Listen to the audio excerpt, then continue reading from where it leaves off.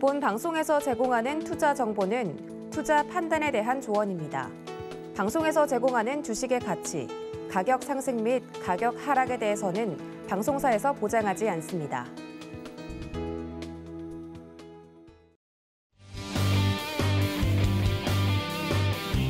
안녕하세요. 주유소 2부의 문 활짝 열었습니다. 1부에 이어서 오늘도 함께하고 있는 최수익입니다.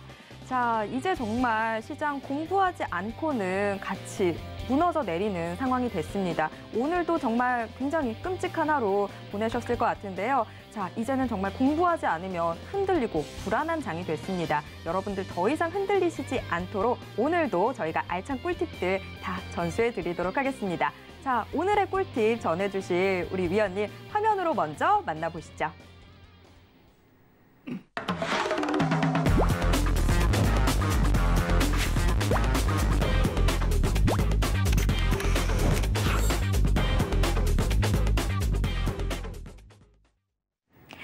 네, 오늘도 임상현 전문위원님과 함께하도록 하겠습니다.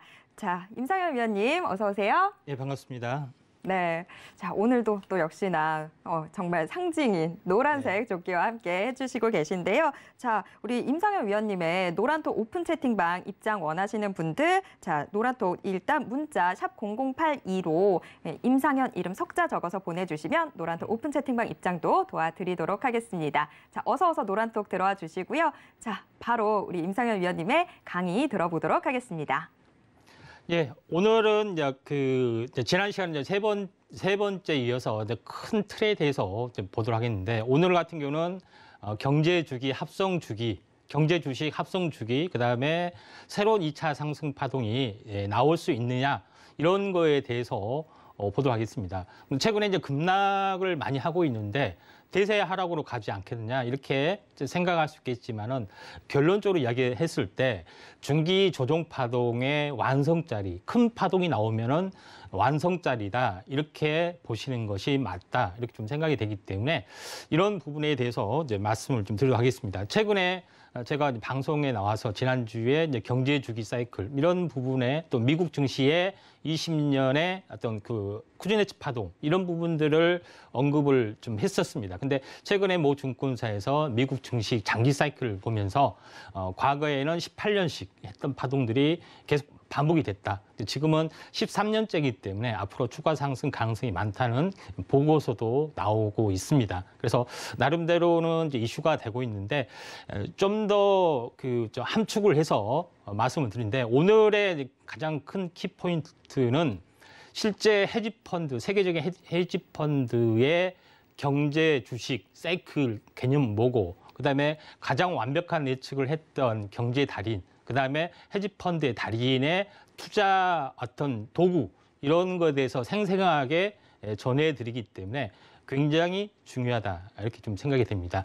자, 그러면은 오늘 그 뒤에 이제 보시면 알겠지만은 경제 주식 합성 주기와 2차 상승 파동, 과연 2차 상승 파동이 나올 것이냐 말 것이냐 하는 부분에 대해서 거시적인 경제 주기 사이클 가지고 말씀을 좀 드리도록 하겠습니다. 먼저 지난 시간에 했던 부분들은 콘트라이프 주기는 36년 내지 60년의 큰 주기 안에 6년 내지 10년의 주글라르 파동이 6개가 들어있다, 이렇게 이야기를 배우셨죠. 그리고 주글라르 파동 6년 내지 10년짜리를 분해를 해보면은 40개월짜리가 3개가 들어있다. 이런 것들이 현재 수많은 경제 이론가에 의해서 최종적으로 다듬어지고, 거기서 쿠즈네츠 파동, 현재 20년짜리 보완되고, 또 17년짜리 주택 경기 주기, 17년짜리 한센 주기까지 약간 보완되는 그런 형태에 와 있다, 이렇게 말씀을 좀 드렸습니다. 근데 그러면 한 가지 더 우리가 좀 알아야 될 부분들은, 빚을 내서 투자를 한다, 그다음에 이제 신용 주기 이론, 이런 부분에 대해서 간단히 언급을 하는데, 왜 이제 이게 굉장히 중요하냐면은 현재 굉장히 잘 맞고, 이걸로 해서 현재 큰 헤지펀드에 돈을 벌었던 전설적인 투자자의 이야기가 있기 때문에 잘 보셔야 되지 않겠냐 생각이 드는데, 자, 경제주기 원조, 이제 신용주기, 이제 12년 주기라는 게 있습니다. 예, 이 부분들은 간단히 이야기해서 현재 이 부분들은 이제 경제주기 학자가 아닙니다. 세뮤얼 테일러 콜러리라는 사람이 12년 경제 신용주기가 있다는 것을 현재 이 사람은 신이자 철학자 이런 사람이에요. 근데 그게 자기의 범인의 설법이라는 그 책 기술 내용에 그렇게 들어갔어요. 어떻게 해놨느냐? 일반 대중들은 과도한 신용 팽창과 비정상적인 대세 상승 분위기에 편승을 해서 투기의 버블이 일어난다. 이렇게 이야기를 했는데 거기서 최초로 12년 주기로 이야기를 했습니다. 그때 당시에는 한 200년 전에 오래됐어요. 1817년이기 때문에 상당히 오래됐죠. 그러니까 현재 해외 주식 역사는 현재 400년 정도 됩니다. 우리나라하고 좀 차원이 다릅니다. 근데 그 이론을 이렇게 썼는데 정확하게 이제 1822년에서 25년 사이에 영국에서 버블이 나왔죠. 남미 대륙의 어떤 채권, 현재 해외 그 진출 이런 그 회사에 대한 채권이 어마어마하게 버블이 형성이 되고 1926년에 이제 붕괴가 일어났는데 그게 12년 주기를 유치를 해가지고 이 사람이 찾던 책을 굉장히 이슈가 됐었습니다. 그러면서 그 은행가인 사람이 이 책을 보고서 S.J. 로이드라는 사람이 현재 이 책을 보고서 12년 주기마다 이렇게 대중의 광기가 일어나고 크게 버블이 붕괴가 되더라. 이런 것들을 발간했고 그 밑에 뒤를 이어서 많은 것들이 계승이 돼서 나왔는데 그걸 토대로 해서 이제 주글라르라는 사람이 좀 더 세밀하게 봤더니 한 10년 주기인데 이짝저짝 이렇게 이야기를 했고 그런데 그걸 좀 더 완벽하게 보완했던 사람이 지금의 레이 달리오라는 사람이 지금 현존하는 헤지펀드의 현재 전설적인 사람이고 어떻게 보면은 그 헤지펀드의 스티브 잡스라고 굉장히 유명한 사람입니다. 이 사람이 좀 더 약간 세분화해서 5년 내지 8년이라는 신용 주기 이런 것들을 적용을 해서 2000년 버블, 그다음에 2008년 서브프라임 프라임 사태, 2020년에 이 코로나 사태였던 그를 3년 전에 적중을 했던 놀라운 그 파동 이론의 원칙이 있습니다. 한번 살펴보도록 하겠습니다. 자, 레이 달리오라는 사람이 누구냐? 뉴스 팔로잉을 한번 쭉 해보면은 좀 약간 이상한 소리를 많이 해요. 근데 뉴스를 보시면은 중국 진출한 레이 달리오 그러면서 이거 작년 뉴스인데 1조 5,500억의 펀드를 자금을 모집한다. 벌써 작년 이야기예요. 중국을 관심을 가져야 된다. 그런 부분에 해당이 되는데 이 사람이 또 하나 이야기를 하는 것이 미중 위기가 현재 그 미중 갈등이 악화 시에는 경제 위기가 온다. 그렇지 않을 때는 계속해서 이 추세가 계속 간다고 주장을 좀 했습니다. 근데 강력한 이유가 미중 충돌만 일어나지 않으면은 증시는 또는 여러 가지 유동성은 계속 간다고만 주장을 했던 그런 배경에 대해서도 궁금하죠. 그다음에 세 번째 보면은 이 사람이 좀 이상한 이야기를 하죠. 현금은 여전히 쓰레기. 긴축을 대비해서 다만 분산 투자를 해야 된다. 그다음 그 네 번째 보면은 연준이 긴축을 한다 하더라도 강세장은 지속될 것. 이런 이야기를 좀 하죠. 그다음에 다시 뭐 뉴스 팔로잉 좀 해보면은 이 사람은 또 이런 얘기를 좀 합니다. 레이 달리오는 비트코인이죠. 비트코인도 해야 된다. 그다음에 NFT도 해야 된다. 그다음에 또 최근에는 그 오래전이죠. 2000년, 20년이기 때문에 금에 베팅을 해야 된다. 금 가격이 지금 계속 올라가고 있죠. 이런 헤지펀드다운 여러 가지 역발상의 어떤 것들을 했는데 이 사람이 가장 그 센세이션한 것은 뭐냐면은 자기 책에다가 뭘 했냐면은 2020년에 유기설이 온다. 이렇게 딱 주장을 했습니다. 근데 절반을 맞고 절반을 틀렸어요. 코로나 때문에 2020년에 급락이 왔는데 3년 전에 예측을 했단 말이에요.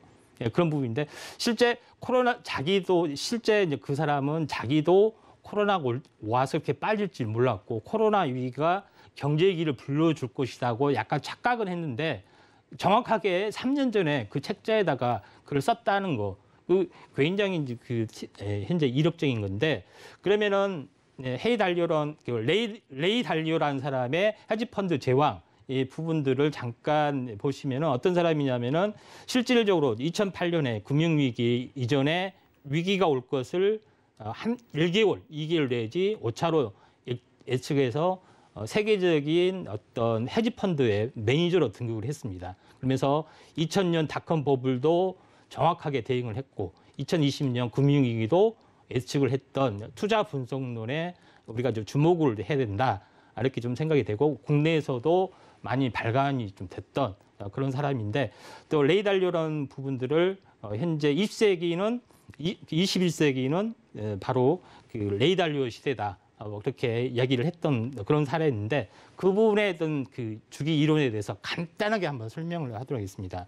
이 부분들은 뭐냐면은 신용위기 주기 부분들은 빚내서 투자하는 시기, 뭐 금리와 연결이 되어 있습니다. 그러니까 한번 저점과 고점 이 주기가 보통 5년에서 8년 정도. 그러니까 짧으면 저점과 저점의 주기가 5년이고 또 길면은 8년이다 이렇게 이야기합니다. 근데 보통 상승이 되면은 대략 5년 상승하고 3년 조정을 보이기 때문에 버블이 일어나면은 큰 버블은 5년짜리가 될 확률이 많다. 뭐 이렇게 이야기를 좀 했던 그런 건데 그러면은 중기 추세는 어떻게 되냐, 중장기 추세는 어떻게 되냐 이렇게 하면은 이런 개념이죠. 하나의 큰 버블이 일어나면은 큰 사이클, 그 다음에 사이클인데 그 안에 마저 현재 5년에서 8년짜리가 이렇게 계속해서 출렁출렁하면서 계속해서 오가고 마지막에는 바로 크게 급락하는 부분들, 급락에서는 다시 원상 회복이 된다.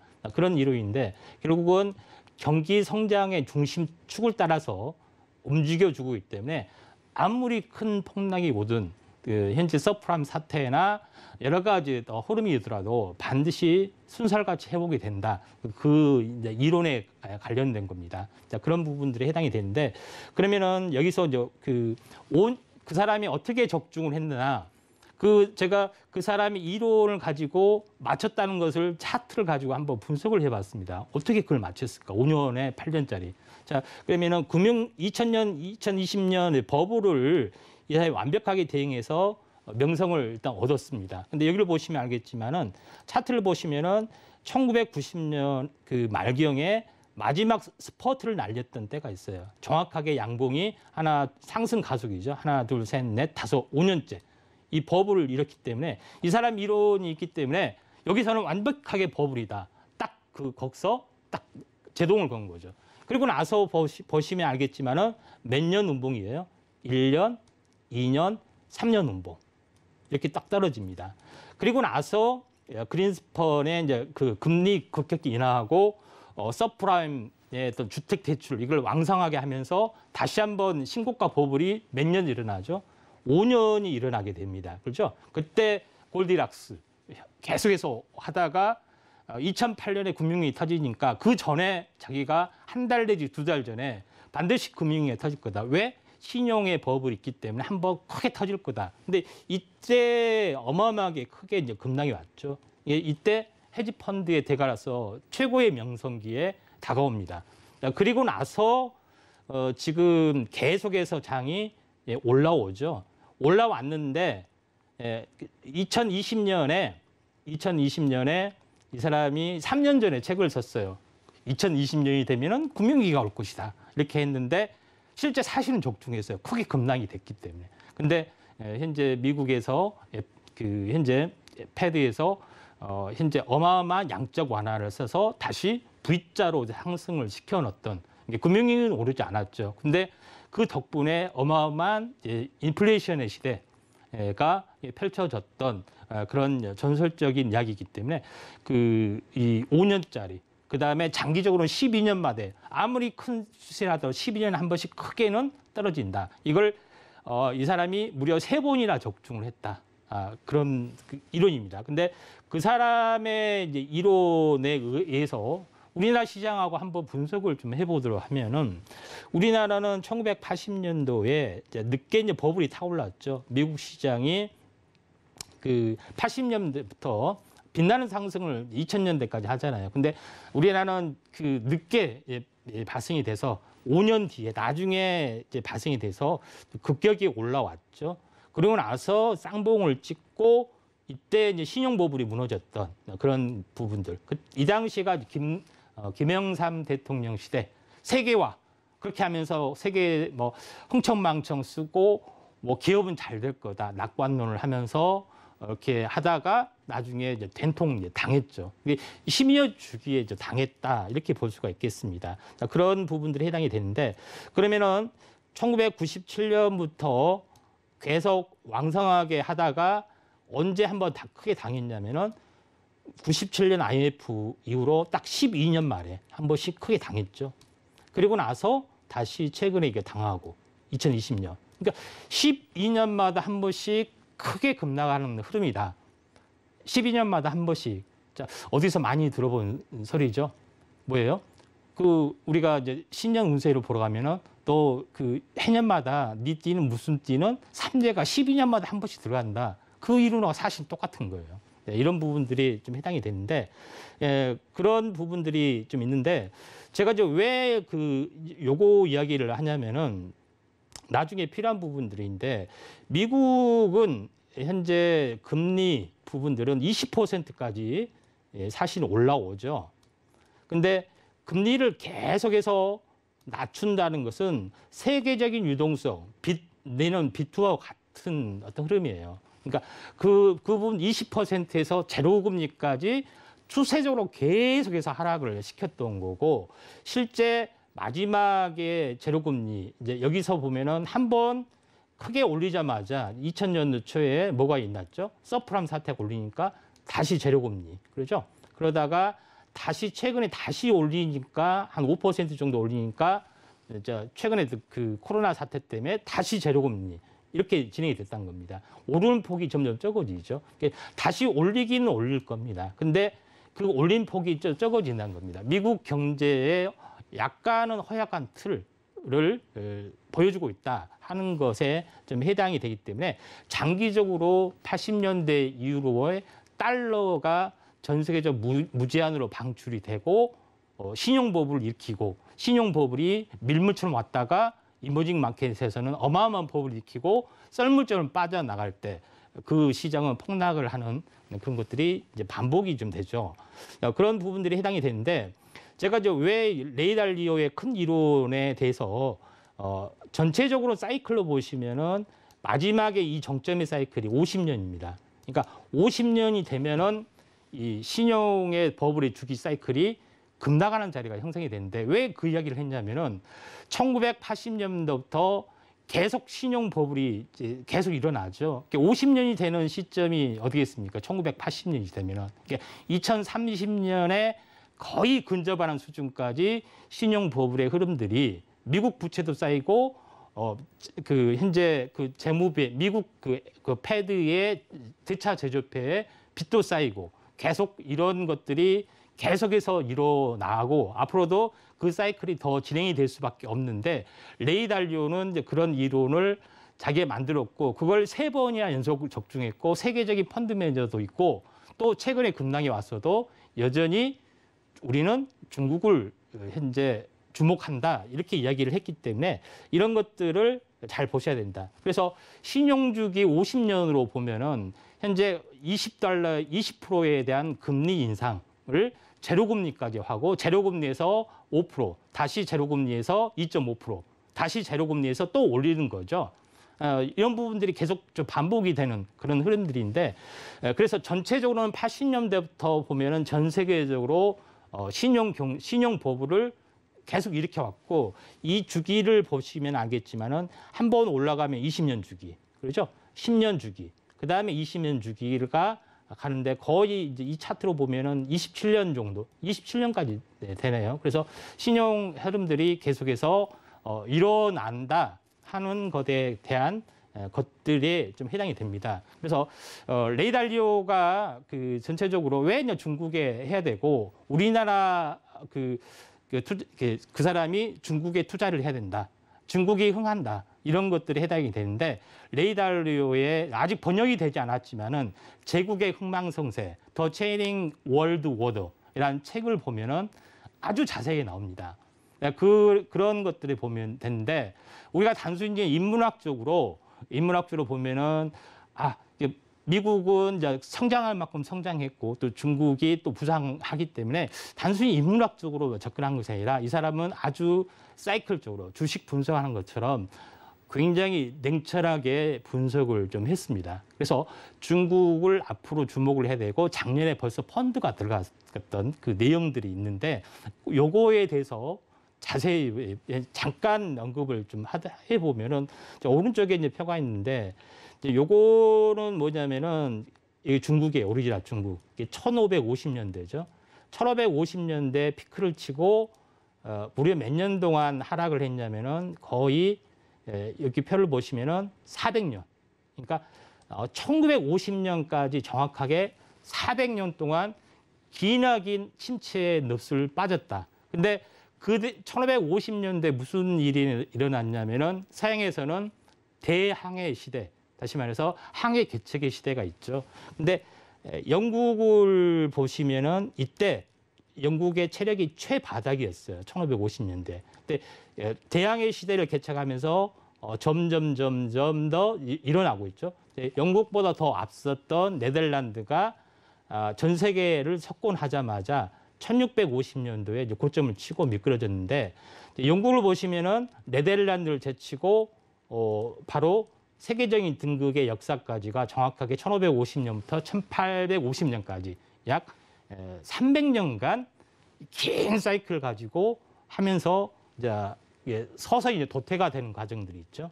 이런 부분들이 있고 그다음에 올라오는 부분들이 뭐냐면은 이제 1750년대, 1700년도에 이제 미국 같은 경우는 독립전쟁이 일어나죠. 실제는 1600년부터 식민지 개척 200년 동안 싸우고 지지고 복고해서 자체적으로 미국의 1700년대 후반부터 독립운동이 일어나면서 현재 국군이 어마어마하게 상승을 했죠. 1750년도에. 그래서 지금까지 피크를 쳤던 것들이 1950년대 피크를 줬고 이 유지가 계속해서 2050년까지 약 300년간, 그러니까 1750년에서 2050년이면 딱 300년간이죠. 그래서 유지가 된다. 근데 새로운 사이클이 일어나는데 중국에서 1950년에서 바로 비약적으로 어마어마하게 이제 피크를 치러 가고 있기 때문에 이 두 힘이 만나는 구간이 2030년에서 2050년이다. 그래서 현재 몇 년 전에 한번 미중 충돌이 일어났죠. 근데 잠시 휴전이 되면서 코로나 사태가 터지면서 계속 유동성이 왔습니다. 그래서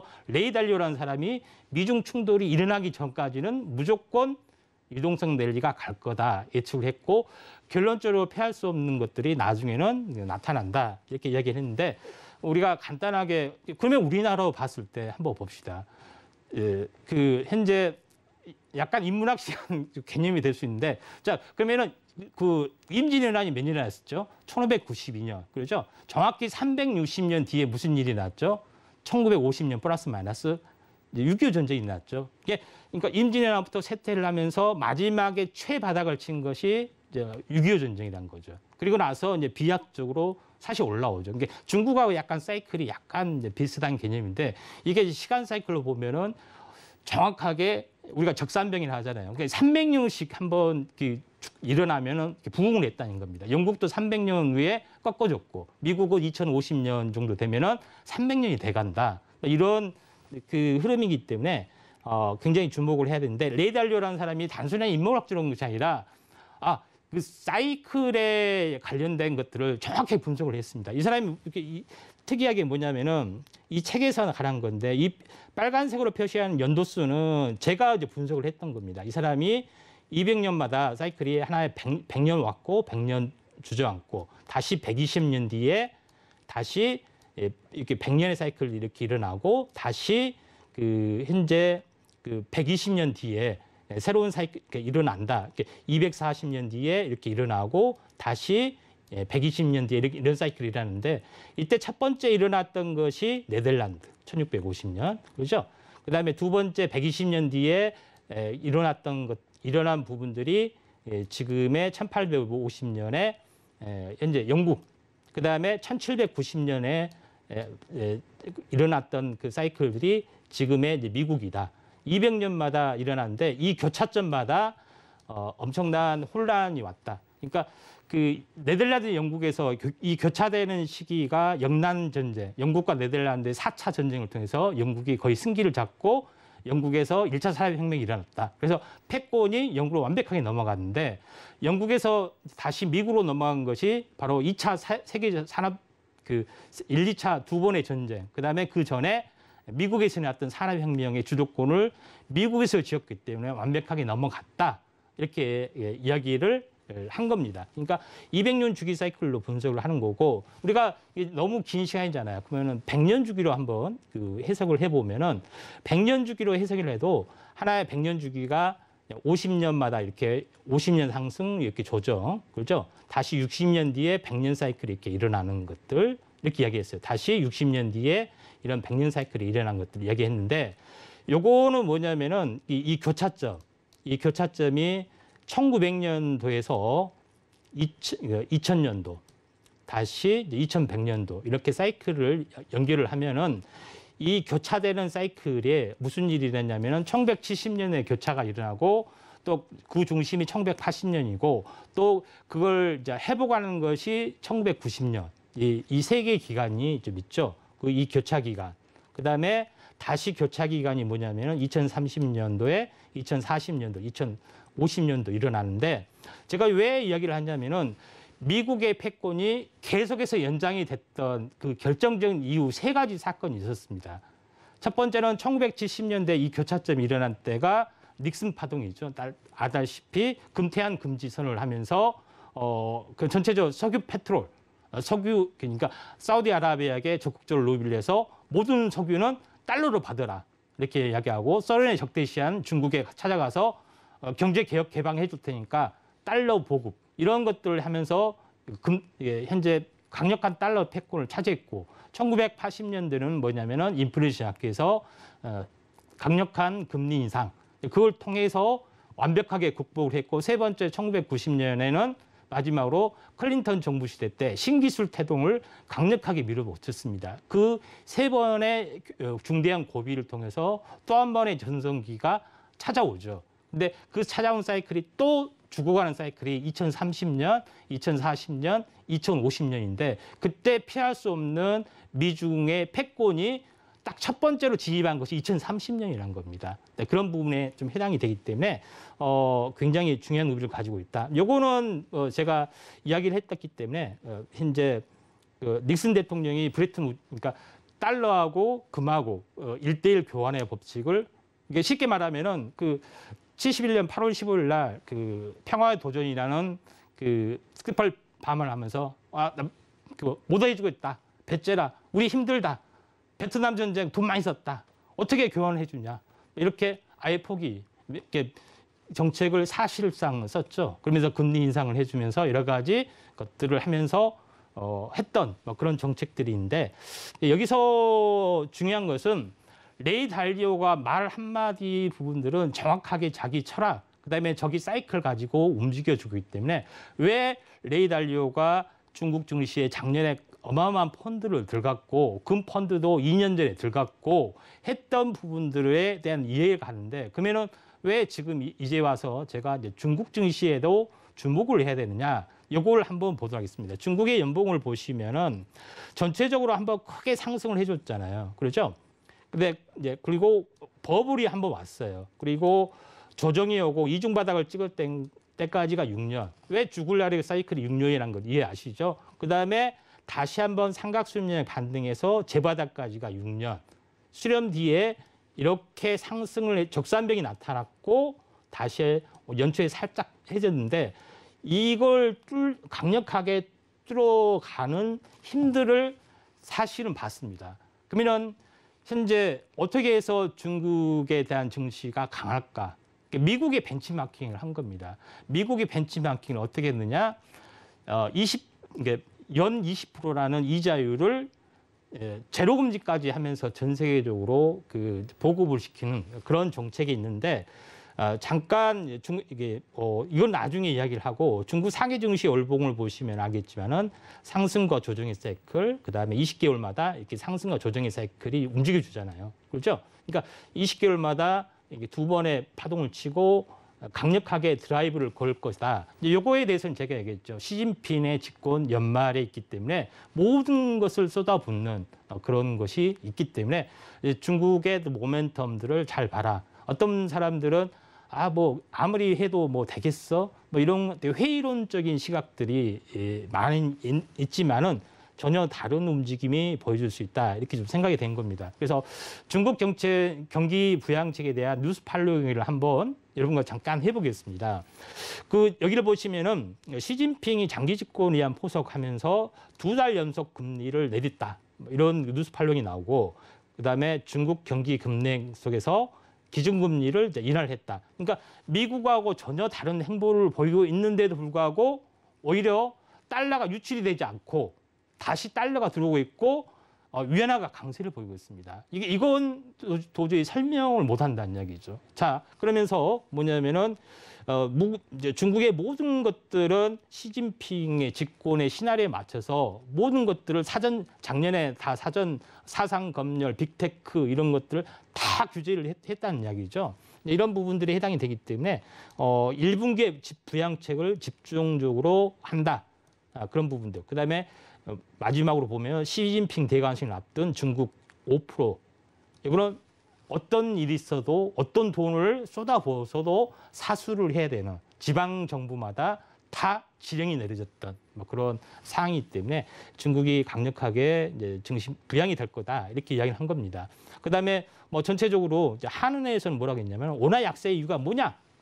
원자재 때문이고 중국 의존도가 높은 탓이다. 이렇게 인정을 좀 했던 거죠. 그만큼 중국 경제의 어떤 연결고리가 상당히 강하기 때문에 이런 현상이 일어난다. 이렇게 이야기를 했던 거고 골드만삭스를 보시면은 중국에 보면은 올해 본토를 못져요. 주식을 90조 원가량 산다. 그다음에 중국 작년 외국인 직접 투자 210조 사상 최대로 현재 집중이 됐다 이겁니다. 그러니까 연봉상 계속 이제 나타나죠. 그러나 그게 가속이 되는 시기가 분명히 나올 겁니다. 이렇게 좀 생각이 되는데, 자 중국 금리 인하에도 위안화는 초강세 부분들이 계속해서 유지가 되고 있다 하는 거기 때문에 우리가 굉장히 보셔야 되는데, 요거는 뭐냐면은 중국 경기 지표 지준율 인하에 되는 겁니다. 좀 보시면 알겠지만은. 이자율이 보시면 1913년도에 얼마냐면 20% 있습니다. 사실은. 그러죠? 지준율 인하. 이런 분들이 계속해서 지금 계속해서 내려갔던 상황이 되는 거죠. 지금은 그래도 5% 정도가 되는 거죠. 그러니까 뭐냐면은 굉장히 높은 상황에 그런 것들을 유지를 하고 있으면서도 계속해서 현재 경기를 좀 부양을 하고 있고, 그다음에 요거는 위안화 이제 초강세 통화 지표에 관련된 건데, 이 빨간색은 차이나 대비 US 달러의 그런 부분들. 요걸 보시면은 요거는 차이나 대비 원 달러 대비 차이나 위안화 부분들이죠. 근데 위안화 부분들이 전체적으로 계속해서 올라가는 부분들. 그다음에 US 달러 대비 차이나 부분들이 계속해서 내려가는 부분들이죠. 전체적으로 보면은 현재 중국의 그 경기 지표의 상황으로 보면은 상당하게 이제 강력하게 경제적인 펀더멘탈이 있기 때문에 강력하게 버텨주면서 또 금리 인하를 계속해서 해주지만은 그런 환율이나 또 외국인 이탈이나 이런 것들이 전혀 일어나지는 않고 있다. 자신감 있게 현재 진행을 하고 있다는 겁니다. 요거 그 다음 지표를 보시면은 블룸버그의 중국 GDP 경제 성장률을 나타낸 것들이 해당이 되는데, 2020년을 보시면은 전체적으로 전망치, 최소치와 전망치와 최소치 이런 부분들이 있는데 5%, 5% 이런 부분들을 계속해서 그 유지를 시켜줄 확률이 많다. 그래서 2022년은 중국 시진핑의 화려한 대관식이기 때문에 여기에 모든 것들 다 쏟아붓는다. 그래서 현재 이 포커스에 맞춰서 그 위로도 마찬가지죠. 그래서 우리나라 증시는 이제 중국 증시하고 연동이 되기 때문에 잘 보셔야 된다. 이렇게 좀 전망이 됩니다. 자, 여기까지 잠깐 쉬었다가 다시 계속해서 이어가도록 하겠습니다. 네, 지금 레이 달리오의 신용주기 이론으로 시장을 좀 같이 바라보고 있습니다. 저도 참 공부가 부족했다라는 생각이 듭니다. 레이 달리오가 금융계의 스티브 잡스라고까지 불리는데 사실 오늘 방송을 하면서 저는 지금 처음 듣고 있거든요. 자, 레이 달리오가 이 신용주기 이론을 통해서 좀 중국 경제에 주목해야 된다라는 부분들 짚어주고 있는데 자, 요즘에 정말 중국하고 미국이 서로 다른 방향으로 지금 통화 정책을 펼치고 있죠. 미국은 계속 지금 금리 인상에 대한 시그널들을 주고 있는데 그런데 중국은 오히려 지금 금리 인하에 나서면서 시장에 유동성을 공급을 해주고 있습니다. 이렇게 좀 서로 반대되는 시그널이 나오는 것까지도 지금 이 이론을 통해서 보면 좀 이해가 되는 부분이거든요. 자, 이 신용주기 이론 저희가 조금 더 깊게 체크를 해봐야 될 것 같은데 자, 위원님 조금 더 이야기 들어보도록 하겠습니다. 예. 자, 그 뒤에 있는 그 편은 그 미국 달러 유동성에 관련된 건데요. 지난 시간에 한번 했었습니다. 그러니까 여기 때는 2008년 서프라임 사태가 일어났을 때 어마어마하게 시중 유동성 공급에도 은행에 공급을 했기 때문에 전혀 인플레이션이 일어나지 않았습니다. 그런 이유인데 왜 지금의 인플레이션이 상당히 문제가 되냐 하면은 이거는 그 현재 본원 통화죠. 근데 갑자기 2020년도에 직접적으로 재무부가 국민에게 직접적으로 어마어마하게 투자를 했죠. 근데 이게 유동성이 어마어마하게 증가를 했기 때문에 요거는 사실상 지난번과는 차원이 다르다. 그렇기 때문에 즉각적으로 금, 은, 석유 모든 것들의 이제 인플레이션 부분들이 압박을 상당히 많이 받을 수밖에 없습니다. 그래서 현재 파월 의장이 거의 매파적으로 하면서 누구를 죽이려고 하느냐, 증시를 죽이려고 한 건 아니에요. 인플레이션 압력을 굉장히 압박을 하려고 미처 하지도 않는 금리 인상을 올해 막 4번, 8번 할 것이고 양적 완화를 뭐 서로를 앞단 것이 할 것이고 모든 것을 다 매파적인 발언을 쏟아 부어서 증시를 죽이려는 것이 아니라 인플레이션 악재를 하려고 하는데 오히려 증시는 죽고 그 멘트를 하자마자 현재 유가 이런 것들로 급락을 해야 되잖아요. 오히려 올라가는 것들이기 때문에 상당 부분 인플레이션 압박 속에서 계속 일어날 수밖에 없다. 1970년대 초에 우리가 겪고 있는 석유 파동의 흐름들이 장기적으로는 현재 비슷하게 이제 반복이 되는 것들이 있기 때문에 일시적인 어떤 인플레이션이 아니다. 단순히 현재 공급 부족에 대한 쇼티지 이런 것들은 거의 사실은 깊게 공부한 부분들이 아니라 제가 이야기했지만은 달러 그다음에 화폐 재화적 가치 이거는 1대1이라는 겁니다. 그런 의미에서 우리가 그 인플레이션의 해지 개념도 있지만은 인플레이션을 이용한 투자 뭐 이런 것도 한번 체크를 좀 해봐야 되지 않겠냐 이렇게 좀 생각이 되고 요거 같은 경우는 제가 뭐냐면은 이게 이 세계 2차 대전 이후에 미국 정부 부채가 계속해서 올라가고 이걸 줄 수가 없는 겁니다. 왜냐하면은 줄어들려면 뭐 해야 돼요? 정부의 재정치를 줄이고 그렇죠? 그다음에 세수를 확대를 해야 되는데 아무도 그렇게 하지 않습니다. 왜? 포퓰리즘이죠. 그렇게 하면은 대선에 져치기 때문에 절대로 하지 않기 때문에 계속해서 그걸 늘어날 수밖에 없는 거고 그 사실은 뭐냐면은 어마어마하게 시중 유동성을 공급을 하잖아요. 근데 현재 FRB에서는 현재 패드에서는 돈을 찍어낼 때는 그냥 찍어내요. 그리고 정부에서는 채권만 사주고 이자만 주면 돼. 그렇죠? 사실은 갚을 생각이 있는지도 모르겠습니다. 근데 다른 나라에서는 어찌냐? 중국에서는 열심히 1달러를 벌기 위해서 5% 남는다 하면은 열심히 수출을 해야 되잖아요. 1달러 벌기 위해서. 그렇죠? 20달러 수출해서 1달러를 버는 겁니다. 그렇죠? 그다음에 근데 그걸 강력하게 싫어하는 나라가 딱 두 나라가 있어요. 중국이 싫어하고 그다음에 러시아가 싫어합니다. 근데 실제 몇 년 전부터는 중국과 러시아 양방 무역에 달러를 쓰지 않겠다. 뭐 이런 것도 있고 또 중동을 끌어들여서 우리가 달러를 쓰지 않으려고 한다. 이거 어마어마하게 계속 찍어내기 때문에 이게 무슨 이제 신용이냐 이렇게 많이 되고 있죠. 그래서 지금 전체적으로 우크라이나 사태가 일어난 것도 이런 배경에서 사실 일어납니다. 그래서 러시아 우크라이나 사태를 간단하게 조사를 해보면은 간단하게 이제 보면은 이게 러시아 땅의 영토고 그렇죠? 러시아 땅의 영토고 이게 우크라이나 영토고 그다음에 이게 유럽입니다. 근데 모든 파이프라인이 어디로 지나가냐면은 우크라이나 사태로 다 지나갑니다. 그렇죠? 근데 왜 우크라이나는 나토에 가입을 하려다. 나토에 가입을 하면 왜 문제냐? 나토 가입을 하면은 미국의 지배하기 때문에 이 우크라이나 이걸 다 봉쇄를 할 수가 있는 거죠. 봉쇄를 하면은 무슨 일이 나겠어요? 미국에서 천연가스를 유럽에 공급한다는 거죠. 그러니까 유럽의 입장에서는 바로 러시아에서 싸게 들어온 것이 더 낫다는 이야기입니다. 그러면서 그 우크라이나 쪽에 지나가지 않는 새로운 노선이죠. 러시아에서 바로 독일로 가는 노선, 노스트림 노선도 있고 또 이렇게 우회 노선도 있는데 이걸 현재 트럼프 그때 당시에 트럼프 때 반대를 했어요. 왜 러시아하고 독일하고 합작하느냐. 그렇게 하면서 사진 대문짝막하게 현재 메르켈 총리하고 현재 트럼프하고 이렇게 막 으르렁댔던 그 사진이 포토 나와 있죠. 바로 이 사진의 내용들입니다. 그런 부분에 해당이 되기 때문에 현재 전체적으로 보면 가스 전쟁에 좀 해당이 된다. 이렇게 보시면 될 것 같고, 그다음에 카자흐스탄에 관련된 뭐 그런 것도 사실은 가스라인입니다.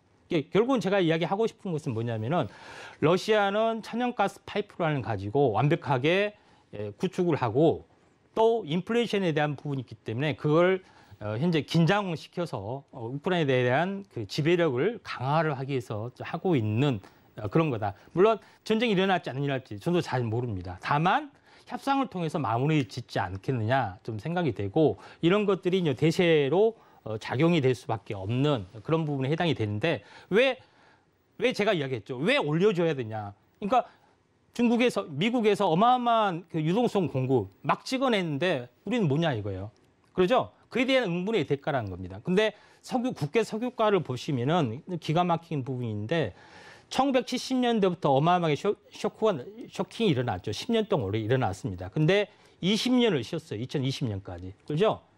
그다음에 다시 한번 크게 급등하고 다시 조정까지가 2020년입니다. 결국은 2000년도에서 2020년, 20년 주기란 거예요. 20년을 쉬고 다시 저점과 저점의 주기가 20년. 다시 이렇게 올라가기 때문에 3파동에 해당이 되는 자리. 그래서 전망이 뭐 100달러 간에 120달러 간에 이런 것들도 나올 수밖에 없는 이유가 여기에 있다는 겁니다. 여기 보시면은 계속해서 올라오고 있는 거, 뭐 주봉 차트에서 보이시죠. 그다음에 금 가격 같은 경우도 사실은 요거도 마찬가지 이제 달러에 대한 부분들이죠. 10년 올라와서 20년을 쉬었다가 다시 한번 올라오는 것들. 네, 그런 부분에 해당이 되는데 그 전체적으로 보냐면은 달러에 대해서 탈출, 좋게 말하면 유동성이 전 세계로 공급하는 거기 때문에 달러를 피해서 모든 유동성 자산 또 비트코인도 마찬가지 이쪽으로 확대되는 부분에 해당이 되고 또 주식도 마찬가지. 주식은 뭡니까? 화폐로 회사의 가치를 평가하는 기준이잖아요.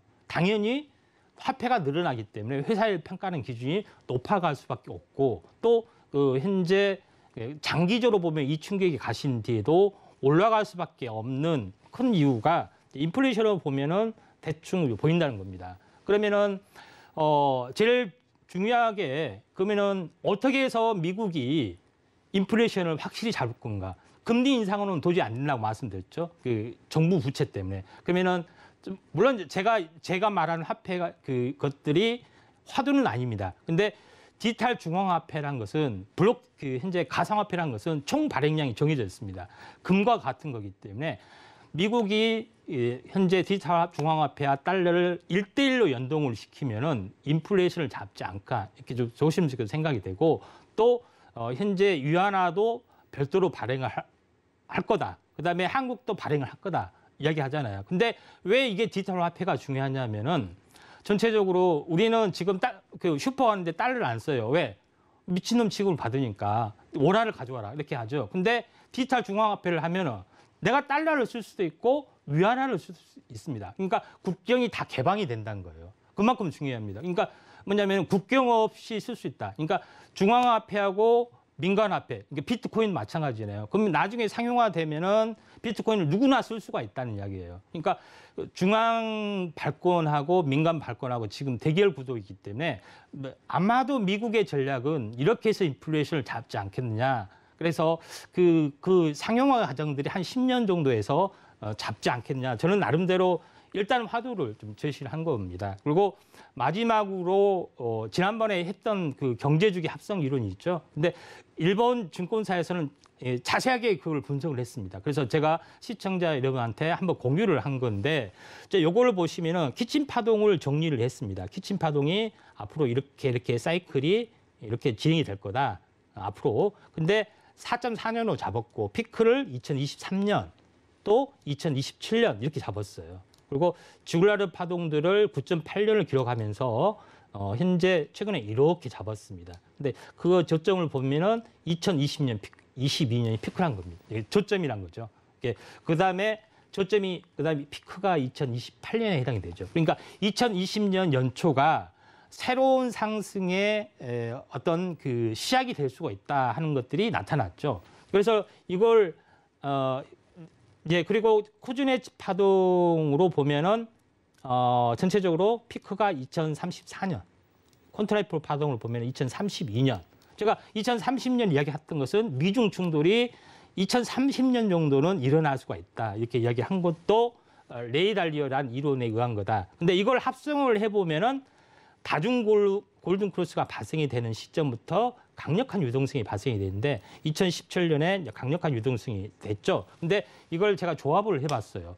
그러면은 콘트라이프 파동이 정점을 찍은 부분들이 2032년, 그죠? 주글라르 파동이 정점을 찍은 최대 피크치가 28년, 그다음에 작은 키친 파동이 피크를 친 것이 2023년이라는 거죠. 그리고 조정을 보이고 한 번 더 이렇게 조정을 치고 보여주는 시점들. 그리고 나서는 되돌림 쌍봉 이렇게 이후로 극하게 나가는 건데, 제가 그래서 하나의 파동이 더 있다 이렇게 강력하게 이야기를 했던 것도 이런 그 맥락에서다 이렇게 좀 생각이 됐던 거고.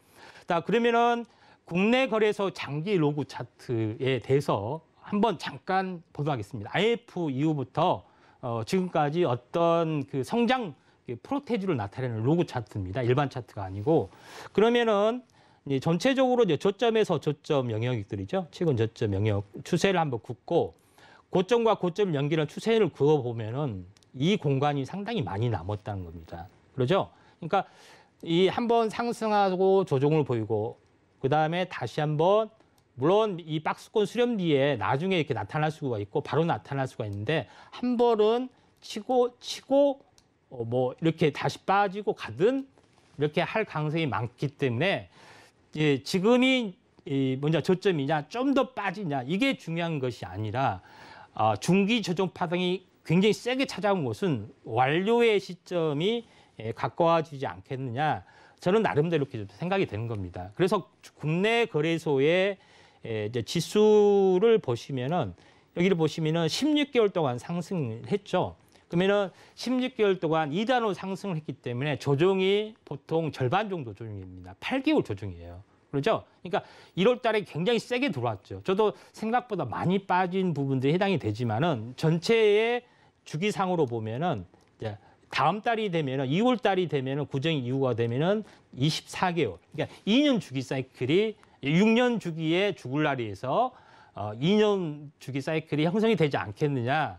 나름대로 이렇게 좀 생각이 좀 됩니다. 그래서 그런 관점에서 보면은 새로운 상승의 하나의 파동들이 다시 한번 시작이 되지 않겠느냐. 그래서 이 금리 인상의 충격은 현재 매우 제한적이고 다시 한번 다시 올라갈 확률이 상당히 많이 있다.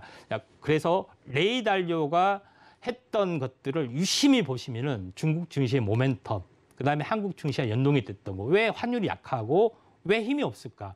미국하고 왜 디커플링이 될까? 이런 모든 것들이 비밀이 풀릴 수도 있다. 이렇게 좀 생각이 됩니다. 그리고 미국 증시도 다시 한번 일시적인 충격, 인플레이션에 대한 공격이지 증시에 대한 공격이 아니다. 그래서 저는 현재 오늘이 저점이라고 보는데 좀 더 빠지더라도 2월 달에는 굉장히 희망적으로 생각이 됩니다.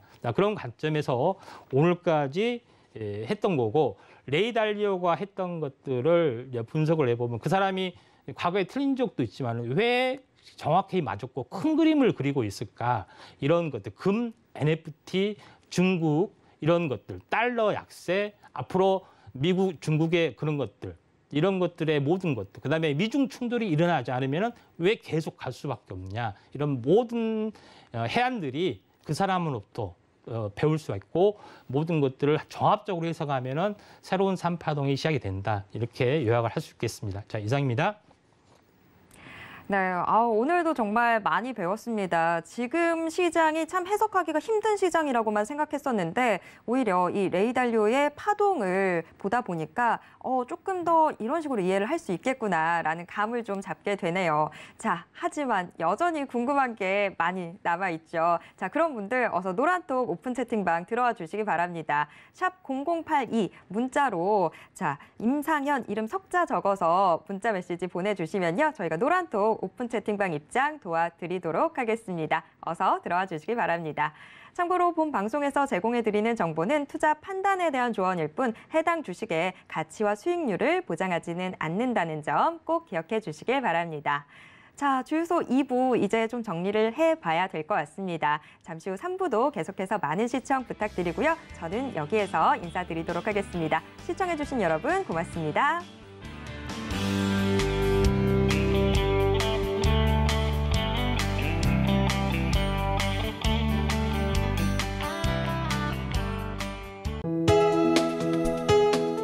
본 방송에서 제공하는 투자 정보는 투자 판단에 대한 조언입니다.